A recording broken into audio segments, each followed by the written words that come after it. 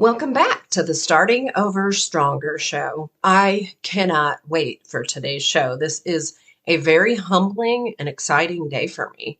If you've been listening to me talk about my major life transition for any length of time, you've probably heard me say numerous times that there are two books that were the primary impetus for my awakening. And the first one is Shannon Thomas's Healing from Hidden Abuse. The other one was Stop Caretaking the Borderliner Narcissist. Now, as an avid reader, you know I have bookshelves full of books, and dozens of them could be described as life-changing for me.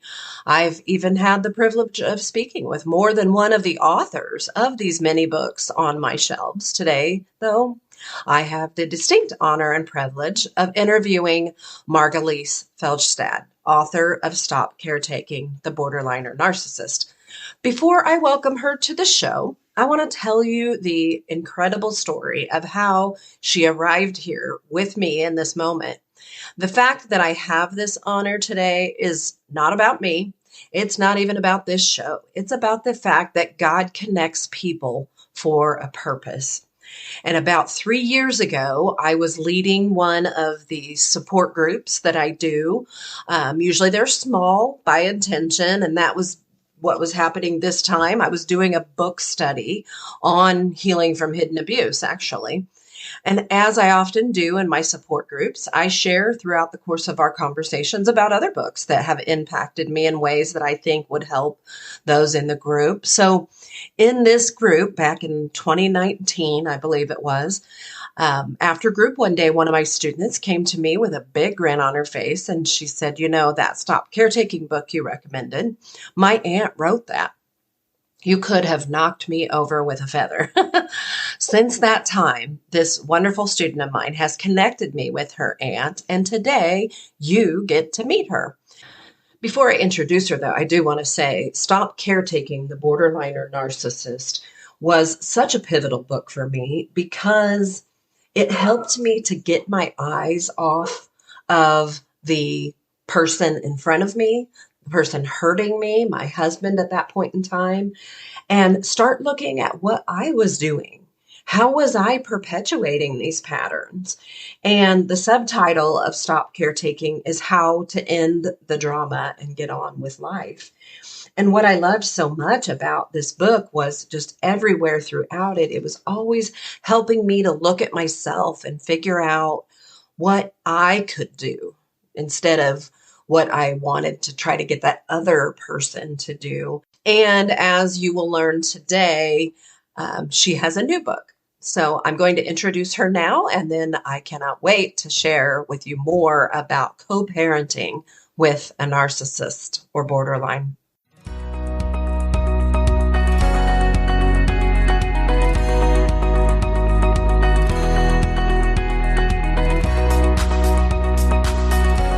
Welcome to the Starting Over Stronger show, where you'll find help and hope for your divorce survival and recovery. Divorce well, live well.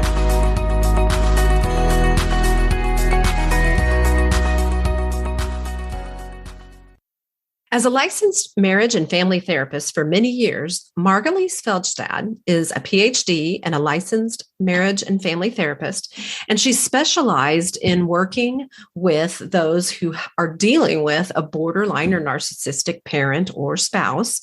She's also taught at Regis University, California State University, and supervised at the Threshold Educational and Counseling Services.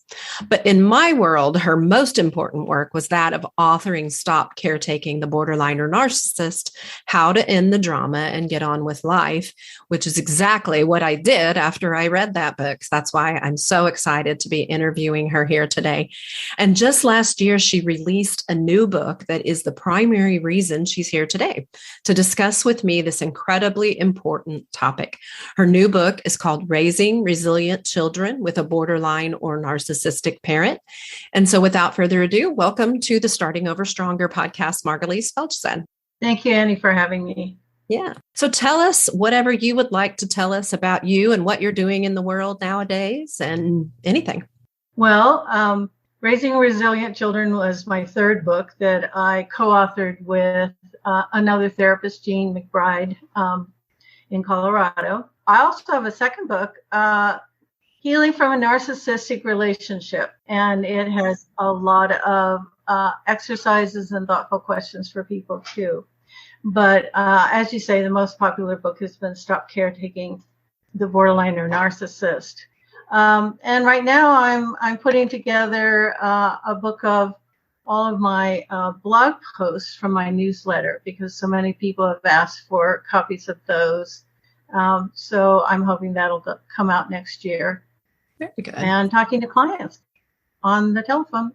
Okay. So, still doing therapy? Very good. Very good. Still. Yeah.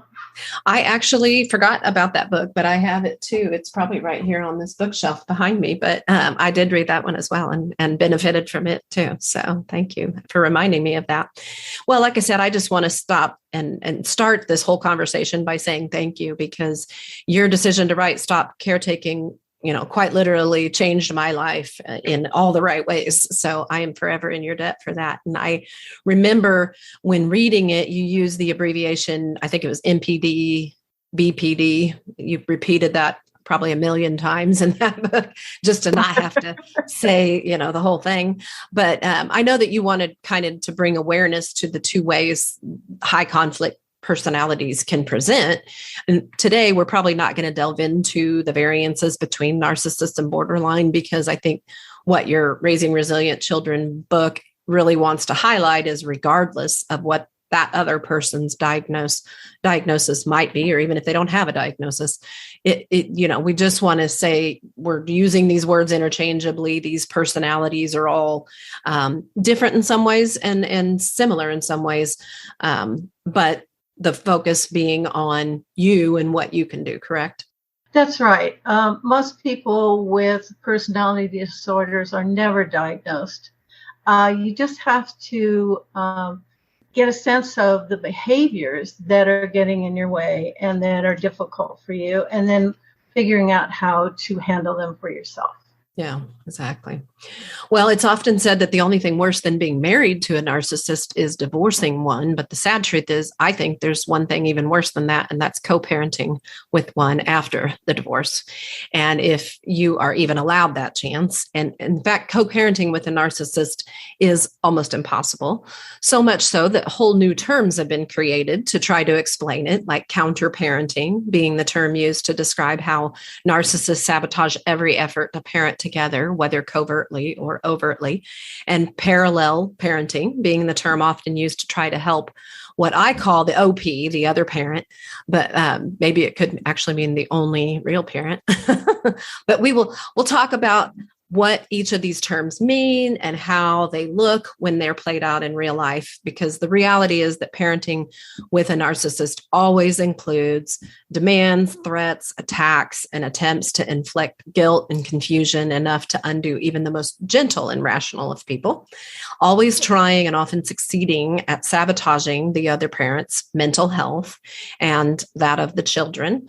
So this is true even when you're married to them. Of course, imagine now it's much more out of control when you add divorce to the mix. And I think what your book probably is going to highlight for most people is that the only thing that changes this is your awareness, right? The more you know. Your awareness and your staying true to what you know is true for you, and not getting misled and tricked into thinking there's something wrong with you. Yeah, true. Good point. Yeah, the only thing that can make it possible to do this co-parenting thing, as you've recommended in your book, to raise resilient children, is to be aware and to not allow your awareness to be discolored by the manipulation, right? So being aware of the narcissist dysfunctional tactics will protect you from the patterns that you would otherwise fall into. So Margalis, how does your book, Raising Resilient Children, bring this critical awareness to readers? What is it that you're sharing in this book?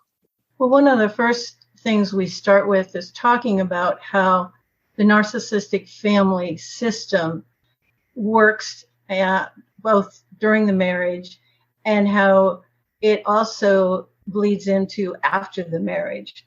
And a lot of that has to do with the normal parent, I guess I would call them, has to do with them paying too much attention to their narcissist. Mm-hmm. They worry about what the narcissist thinks and what they're going to do next and how they feel. And a lot of us as women, especially, were trained to defer and to always give the other person the benefit of the doubt and always consider their viewpoint and their feelings. And when you do that with a narcissist, you're totally sabotaging yourself and your children, because that's taking your attention and your energy away from them and from yourself. And as a result, you fall into believing their crazy ideas and their opinions.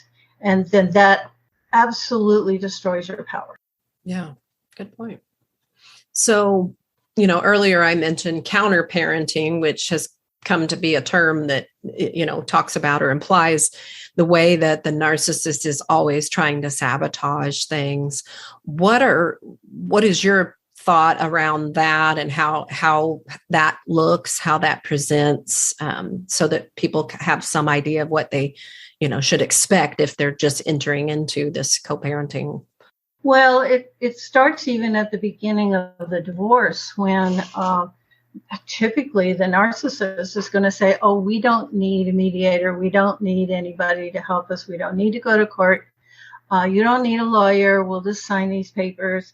And by the way, I want you to give me this and this and this and this. So being aware at the point that you're divorcing of what kind of agreements you're putting into place. And then after that, the narcissist is going to try whatever agreement you have to change it. And they'll say, well, I can't come at 6, but I can come at 7. Or I can't come today, but I could come tomorrow. Or could we do vacations at a different time? And my recommendation is always, whatever you put in that agreement, you stick to it and don't vary it. Because the minute you give in to a narcissist, they will ask for more. Yeah. Yep. What's that saying? Give them an inch and they become a ruler. Yes. Have you heard that? Well, not only that, but, there can be a lot of nastiness and, you have to, the backhanded comments, the character attacks, maybe you've already dealt with this in your marriage. And so maybe you have a pattern of how you tend to respond to that. But I think the key is that you have to ignore a lot of that. And if you didn't already develop the skills to do that during the marriage, you have to do it if you're going to co-parent effectively. You absolutely have to give up caring about what they think about you. Mm-hmm. And you have to give up depending on them for anything. And you have to give up that their view of you has any merit whatsoever. Yeah, exactly. You have to separate. And that's hard to do because this is a person you loved at one time. Yeah. You thought they had your best interest at heart. And it's a very hard thing to adjust your thinking about that. Yeah. And it totally feels like an emotional slap in the face because this is the person that you thought was going to have your back and be your person for the rest of your life. And so it's like even worse than a stranger treating you this way. But every time something that they do elicits an emotional response from you, it's like, it just creates the desire for more of that from them. So the more you respond, the more you're going to get of it. So the only way to stop that pattern is for you to stop responding to them.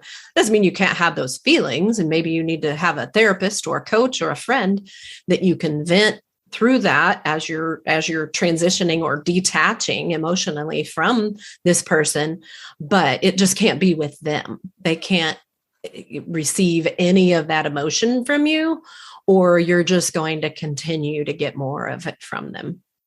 And you also don't want to use your children as your therapist. True. Or sharing with them. And that's hard to do, because it can hurt your feelings. And it's hard to keep that from your children. You can say directly, it's hard for me to talk to your dad. Mm-hmm. But total breakdowns in front of them, it scares them. So having a therapist, having support system is really essential. Yeah, absolutely. Are you tired of feeling alone and stuck in your current situation?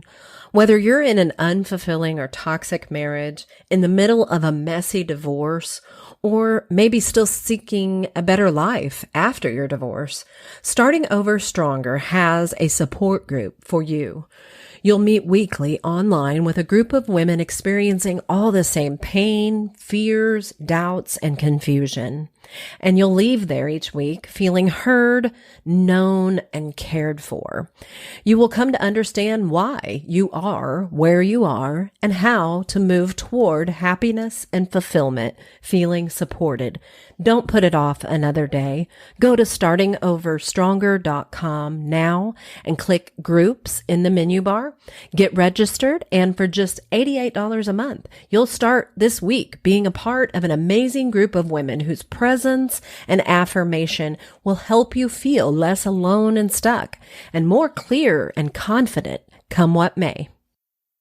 That brings up another good point, and that is that, when you're going through these things with the narcissist, in very many cases, your children are too. And at different ages, as they grow, there's going to be more and more awareness on their part of how uncomfortable their narcissistic parent is making them, either by trying to control them or manipulate them or just whatever it is. And so being that other parent or that person who's trying to be a good parent with a narcissist, it's really hard riding that fence of, I don't want to badmouth my kid's other parent, but I want them to understand that this is not okay behavior. This is not acceptable or normal, and they don't have to allow people to treat them this way. How do people effectively ride that fence? Well, the best way to do it is instead of identifying how cruel it is to simply ask your children how they feel. How does it feel? Listen to their feelings. Don't discount their feelings.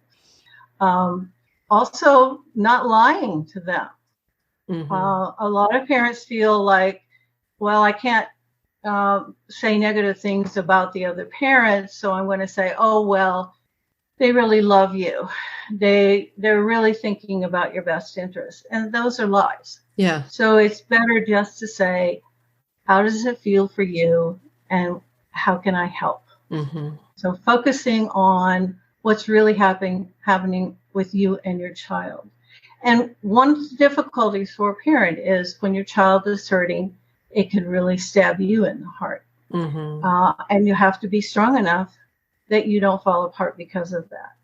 The other thing, narcissistic parents can oftentimes be much nicer parents when you're not there. So it's important not to judge your children's experience by your own, but really hear what their experience is and help them with that.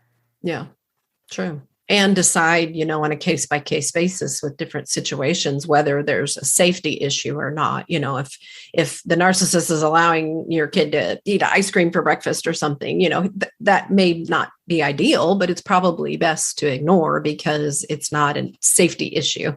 And, you have to kind of pick your battles, I guess, in these types of situations. Absolutely. Yeah. So what do these parents, again, the other parent, what do they need to be aware of most of all when they're with like the overarching theme of how to get through this well? What's the most important thing? I think one of the most important things is to remember that your child is having a different experience than you're having. So really finding out how your child feels, what their experience is. And if they're not being harmed, to remember that the other parent, the narcissistic parent, is having their own household, their own rules, and you can't really sit there and control all of that. Yeah. So that is a hard thing to get used to, because before the divorce, you were trying to present a united front and do everything the same. But now it's going to be their household, your household, their rules, your rules. And like you say, the thing to keep in mind is there a danger? Yeah. And being aware of that. If it's not a direct danger, then really you have to step away from it and let it be. Yeah. And another thing is, and maybe there's a little bit of a fact-finding mission when you're trying to decide whether or not it's a safety issue. I think it's wise to document things. Certainly, sometimes if enough occurrences accrue and there are significant concerns, more may be able to be done to protect your kids. But sometimes you need that documentation in order to even determine whether or not there is a significant enough pattern to even approach that. But, in that process, I think you have to ask, does it really do any good for the other parent to take their concerns to the narcissist? Sometimes, but it rarely helps. If it's not a real danger issue, it's probably better just to leave it and talk to your child while they're with you about what they can do. Yeah. Because often parents feel like, well, I'm going to need to step in, but often the child can handle the situation too. True. If they know, so daddy's having a bad day. What can you do when he's, in a bad mood while you're at his house? Yeah. How can I help you while you're here at my house? Yeah, good point. And if there is a significant issue, I suppose if you felt like you wanted to contact the narcissist, I think it probably would best be done calmly and in writing. I'm thinking of an example where a client was asking about a situation where dad on his parenting time was leaving the kids with a grandparent and going out, partying and going out, and doing stuff. And he didn't see the kids all that often anyway. And so then when he had their, his weekend with them, he would leave them with his father, who apparently was an alcoholic. And so there was some safety issues, and so I think in situations like that, I think it bears an email, communication with the other parent, if nothing else, just to document that you're not okay with that, and that you're not attacking them. You're not angry. You're not trying to start a fight. You're not really even going to try to have a conversation because you're probably not going to be able to resolve anything with them, but you are going to document, the other night when, you had parenting time and you left them with so-and-so and this happened. And, you're more or less citing the incident just by writing the email with some factual information around it. And if enough incidents like that occur, I think it's important that you have had a pattern of documenting it so that you can go back and see, it's not just a one-time occurrence, right? Documenting patterns is really important. And it's something a lot of people don't think about doing. You just keep a notebook and dates. And the email idea is a good idea. You can also include, if you aren't going to be able to take care of the kids while you have parenting time, I'm happy to babysit them for you. Yeah, right. And I use that with a little bit of a smirk because a lot of narcissists think they're babysitting their own children. That's true. That's true. Well, one of the hardest things I think to watch with narcissistic parents is how they play favorites. So what should the other parent do if they're dealing with a scenario where they are seeing the golden child scapegoat dynamic? Well, again, talk with your kids when they're with you. Talk about their feelings. You can even have the two of them talk with you about how they each feel in that situation so that they can actually work together to protect each other. Yeah. That's true. Good point. And, like we've said, confronting the narcissist is not going to be productive. They have next to no ability to understand other people's perspectives and even less desire to. So you really do have to focus on the kids. And while you're doing that, don't neglect the fact that you're actually teaching your children to be emotionally intelligent. And they need that. They're going to deal with narcissistic people throughout their life in jobs and maybe in their own relationships. And so it's important that they learn to be emotionally intelligent beings. And so although it's tragic that they have to learn it from a parent, it is nonetheless an important lesson for them to learn. It's also why it's important for you not to get triggered by the narcissist, because you're going to help your children learn how not to get triggered. Very true. Help your children know that the comments that parent makes that are negative about them are not who they are. Mm-hmm. And one of the advantages of two households is that you have the kids at least half the time. Mm-hmm. And so you have that time to help them see what a normal life is, Mm-hmm. and how kindness and understanding and listening are essential in a good family and raising children. So they get that at least half the time, and they get a different view than they would have otherwise. Yeah, that's a good point. And, another thing is that, obviously one of the biggest issues that we're dealing with the narcissist is their lack of empathy.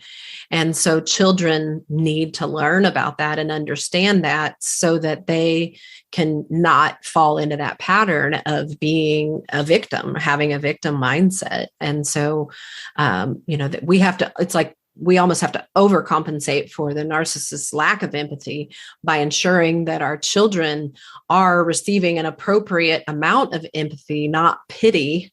We don't want to make them feel like they're victims. We want to empower them that they have, an ability to affect the outcomes in their relationship. Absolutely. Yeah. That's so important. Your divorce is almost final. Now what? Do you want to make sense of the past so you don't repeat it? Maybe you're tired of feeling ashamed for what you've allowed in your life, or the mistreatment you have tolerated in your marriage, or for the fact that divorce is a part of your journey at all. Have you ever thought about making yourself a priority in your new life, but immediately worried you were being selfish? Maybe you're ready to break free of all the emotional ties to your ex and the unfulfilling or toxic relationship patterns of the past.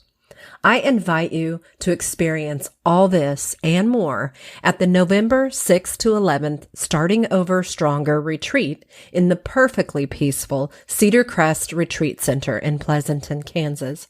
On your Starting Over Stronger retreat, you'll receive the rest you so desperately need, the silence and solitude, along with the tools that allow you to reflect, reframe, and reset after your divorce, so you can shift away from self-defeating and limiting beliefs and behaviors. You will gain authenticity, confidence, clarity, and grace, having learned my favorite proven techniques for a calmer, more centered head and heart space. And you'll be surprised how easy this transition can be and how amazing it feels. So don't miss out. Being an intimately sized venue, this event will sell out. Find out more now at www.sosretreat.com. I'm looking forward to meeting you there and transforming with you. So what is parallel parenting? Well, parallel parenting is two households that are entirely separated. That is, you don't depend on that parent for anything. They don't depend on you for anything. They have their rules. You have your rules. You don't expect them to adjust to your needs, and you don't expect to have to adjust to theirs. So you keep it clear. Most parallel parenting situations, you only connect by email or an online calendar where you set things up. One of the things that often happens is that you want to sign your child up for, after school program or music lessons or whatever. And the mistake a lot of parents make is, okay, so it's going to be Monday, Wednesday, Friday, but Wednesday every other week they have with their dad. Well, don't expect the dad's going to take it. Don't expect that the other parent is going to cooperate. So you sign them up for things that happen on the days you have them. And it may also mean that they have a set of clothes at their dad's house and a set of clothes at your house, so that everything is kept separate. Yeah. Yeah, because otherwise you're always like, why did you bring this or not bring that? You need to have a fully functioning lifestyle and wardrobe at each house so that you can minimize the conflict. on the transitions. It also minimizes the stress on the children because kids who have to traipse things back and forth all the time get really stressed. Yeah. And that's one of the big things kids report that they don't like about it. Yeah. I would feel the same way.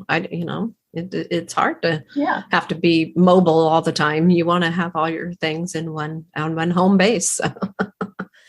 The other thing with parallel parenting is being sure that you aren't asking the children to carry messages. Yeah. Or interrogating the children about, who was there at your dad's house? What was he doing? Focus simply on what the children are doing. Yeah. And quit any idea that you need to know what the other parent is doing. Yeah.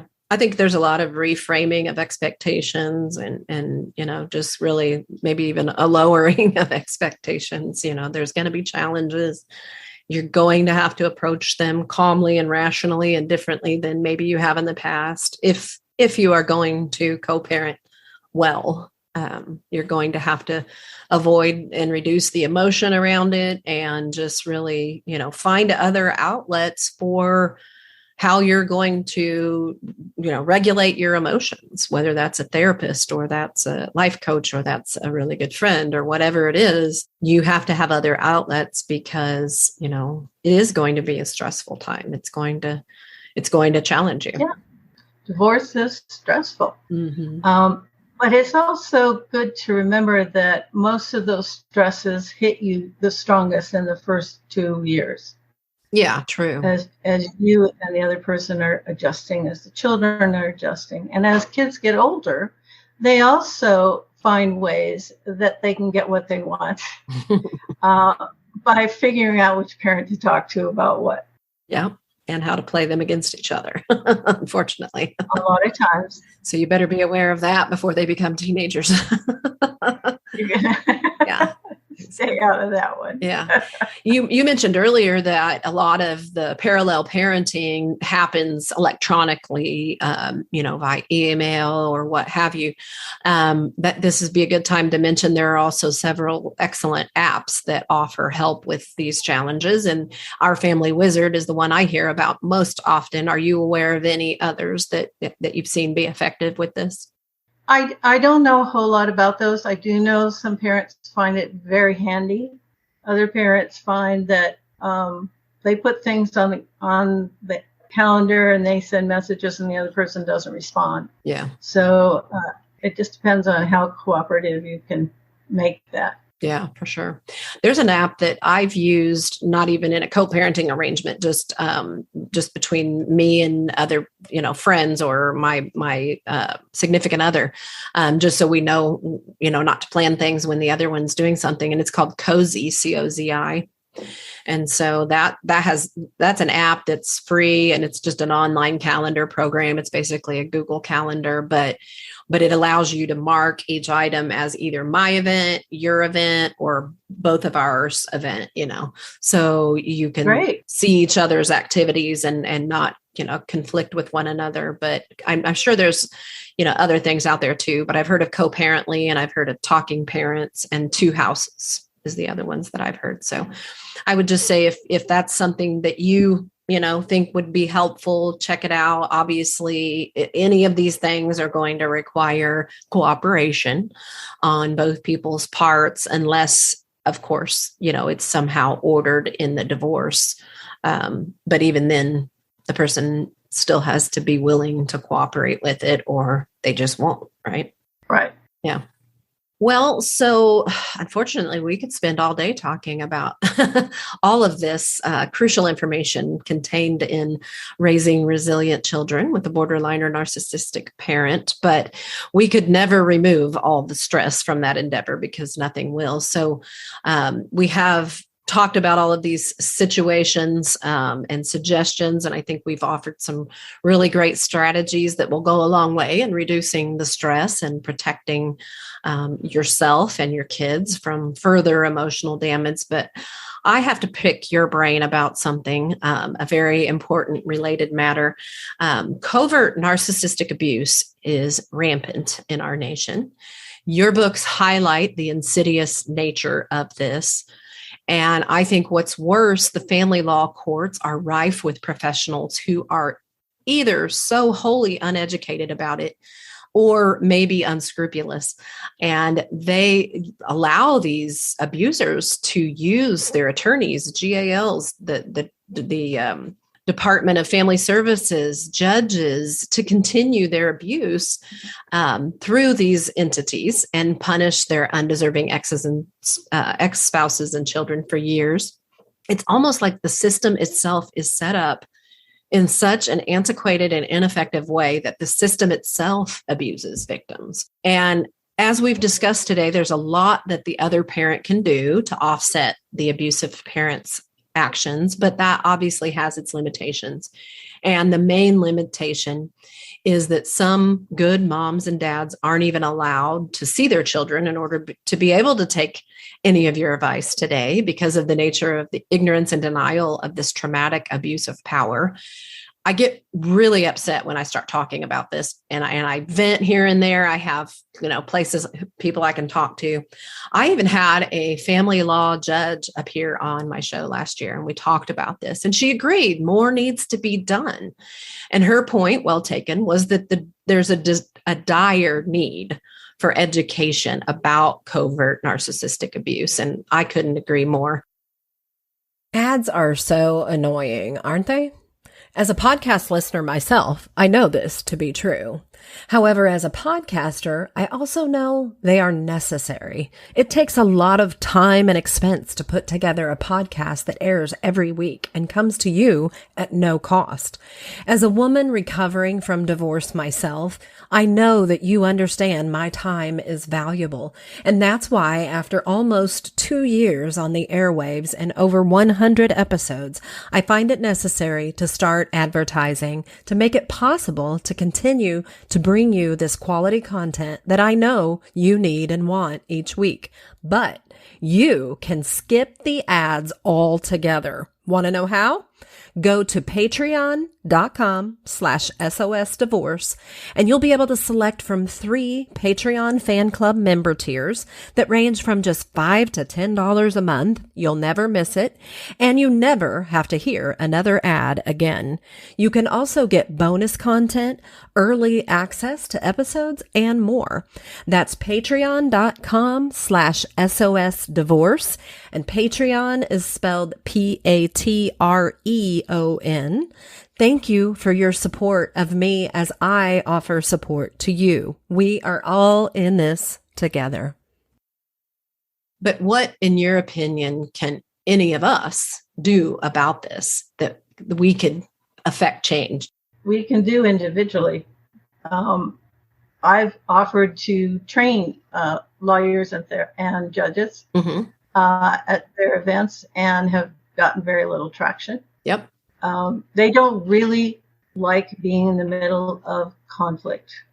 I think using family coordinators and finding ones that actually are helpful, and there are some out there, not using mediation unless you have to, because most mediators have no clue how to handle any of this, and they aren't very helpful. So actually, the best mediators that I've found were retired judges who do mediation where one of you is in one room and one of you is in the other room, and they go back and forth. Yeah. So that you aren't face to face, and because narcissists can be really intimidating and scary. And they often pick narcissist lawyers who are out to get the best deal for their client. Yeah. So in the town I used to live in, I identified the most narcissistic divorce lawyer, and I had several clients. I didn't suggest this to them. They told me they did it. Would go to have a introductory session with them. And by doing that, they can't take your spouse on as a client. So There are little sneaky things people have done.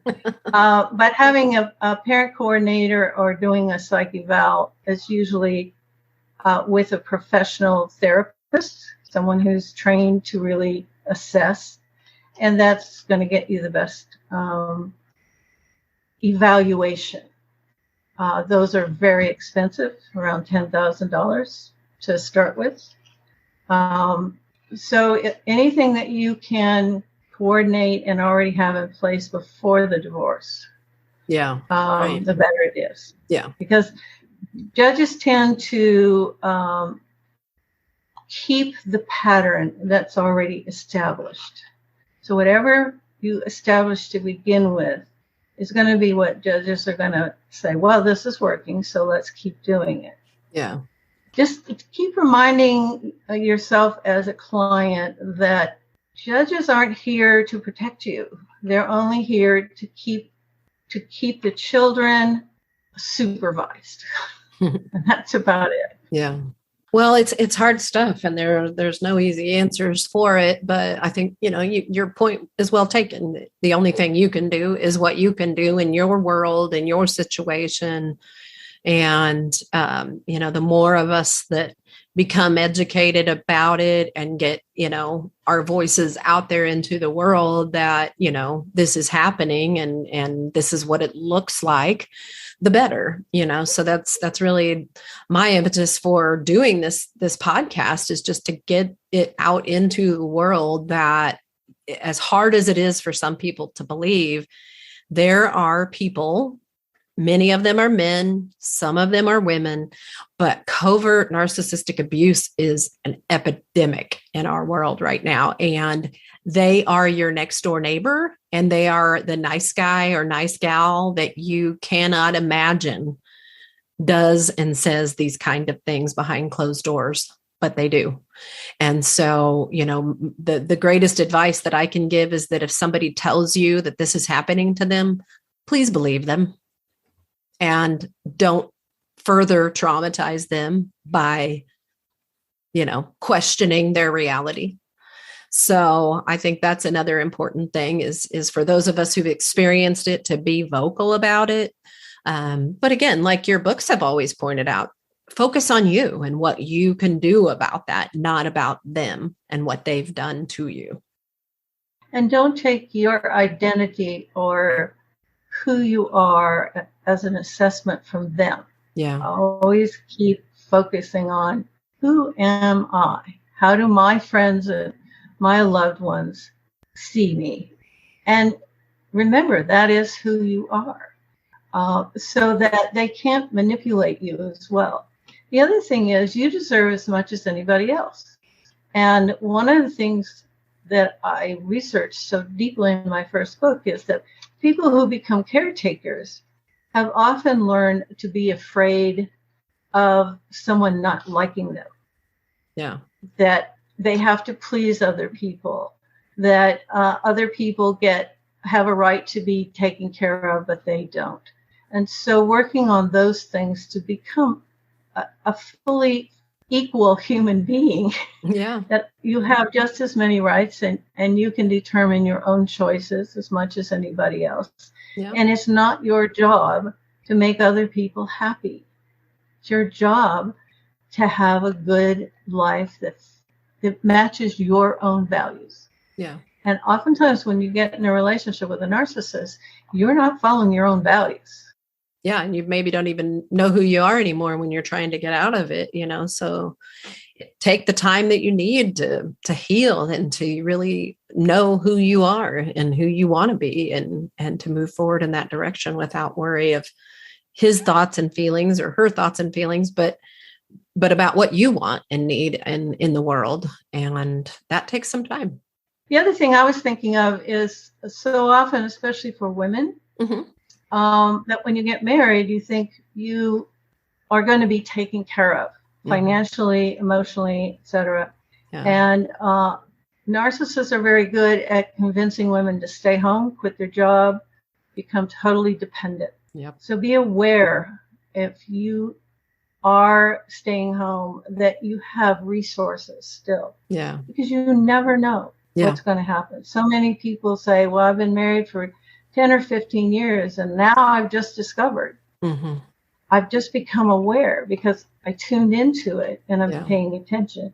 And now I have no money, no job, no prospects, nowhere to live. Yeah. It's hard. It's a story I've heard on repeat for so long, and I'm sure you have too. It almost makes me skeptical that there are truly any, any good men with good intentions whose wives are homemakers full time.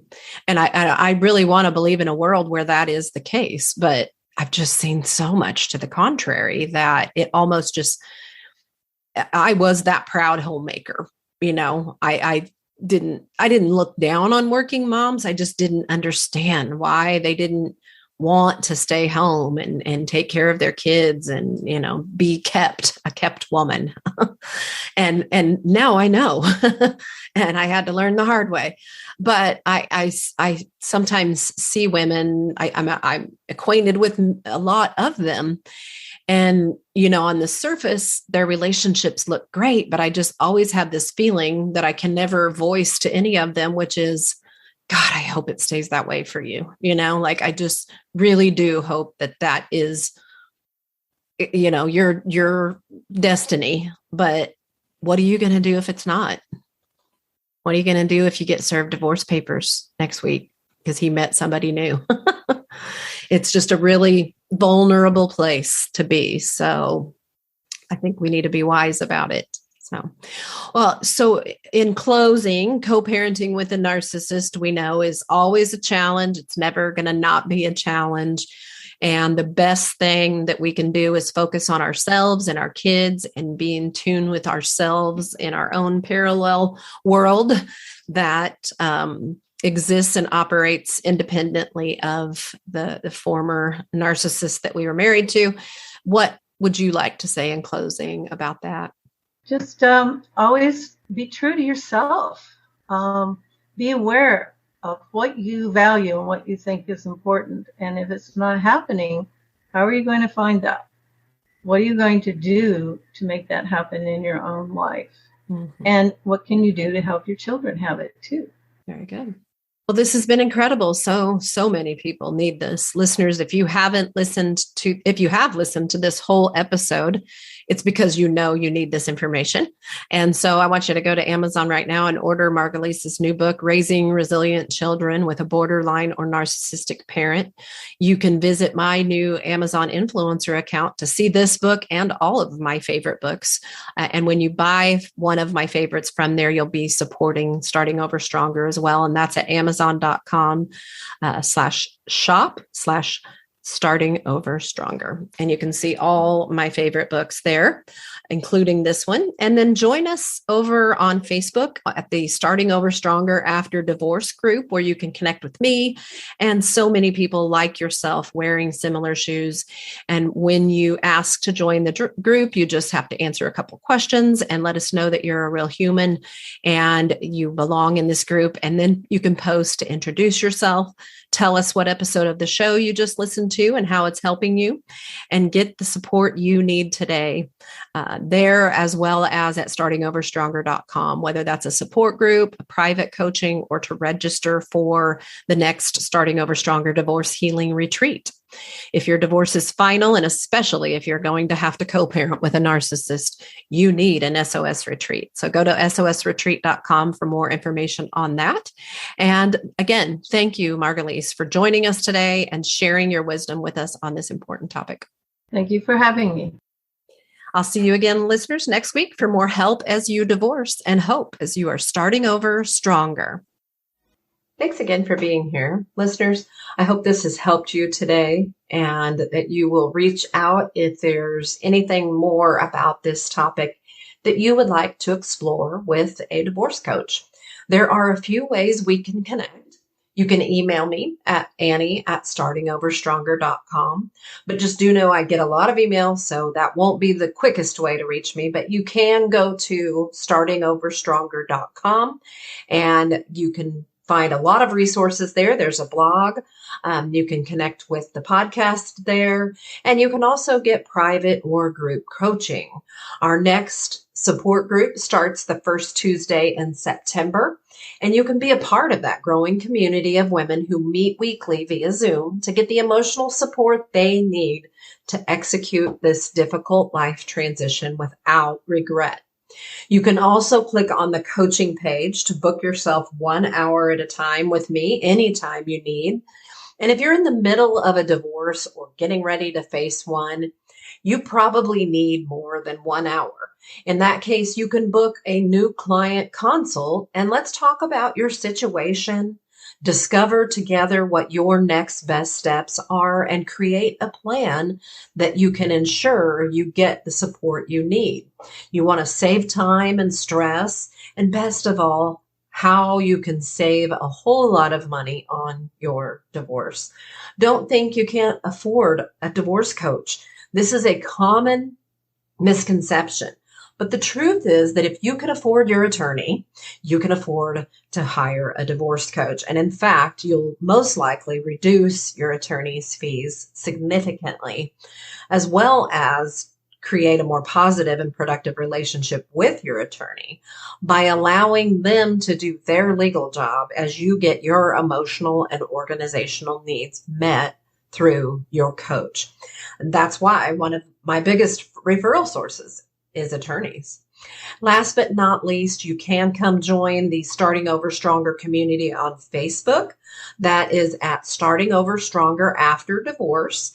And when you join that group, just answer a few membership questions so we know that you're a real human and you really belong there. And then introduce yourself and talk about what you have going on and get support you need there as well. You don't have to just go through your divorce. You can grow through your divorce. Make life after divorce the new beginning and happily ever after that you thought your marriage was going to be. It's time for you, and it's okay to accept that failures and endings are a necessary part of winning and beginning again. Life just doesn't always work out the way we hoped, but we can pivot and create a new life that we can love. So until we meet again, remember there is help as you divorce and hope as you are starting over stronger.